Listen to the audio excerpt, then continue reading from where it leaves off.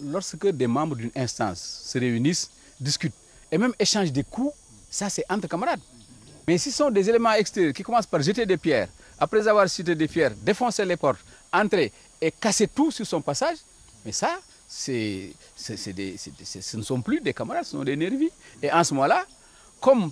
personne ne peut reconnaître que c'est lui qui l'a fait, mais il faut qu'on demande à ceux dont c'est le travail de nous chercher à avoir la direction des investigations criminelles pour savoir qui l'a fait. Maintenant, une fois qu'on saura s'il a fait, il se peut même peut-être qu'il ne puisse pas trouver celui qui l'a fait, que c'est un phénomène de foule. Mais en ce moment-là, ce sera ça les conclusions. Mais maintenant, si on trouve les gens qui l'ont fait, ben, le parti, pour ce qui le concerne, prendra les décisions qu'il faut et se réunira en famille et on verra ce qu'il faudra faire. J'ajoute que ce que vous avez dit aussi est en train d'être fait. L'apaisement, le conseil consultatif des sages rencontre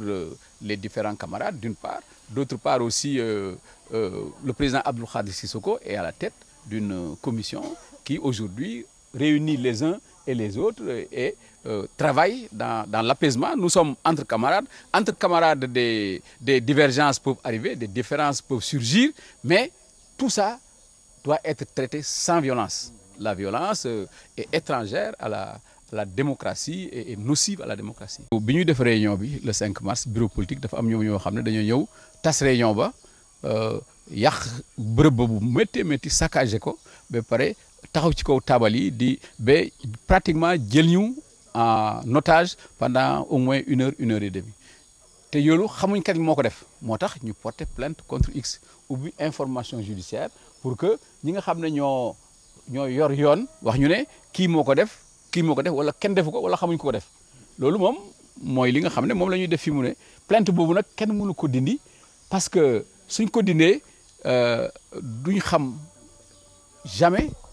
kan moo ko def te su ëllëgee ñeneen mun nañ ko defaat te loolu la ñuy bañ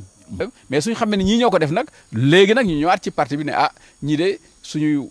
ñoo ko def suñu waa parti lañ naka lañ koy doxalee wala su dee ñi ko def nag ñoom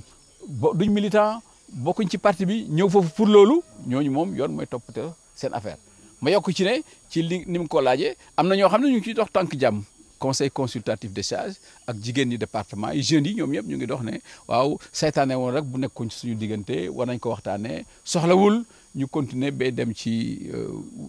yoon. waaye terewul su yëpp pare aussi nañu waxtaan en famille te loolu conseil consultatif des sages mu ngi ci taxaw président Abdou Khadre Sissoko aussi mu ngi réunir ay commission pour déglu ñële yi nga xam ne mooy xamb safara si ñu bàyyi ko li nga xam ne ñooy indi jàmm ñu def ko loolu la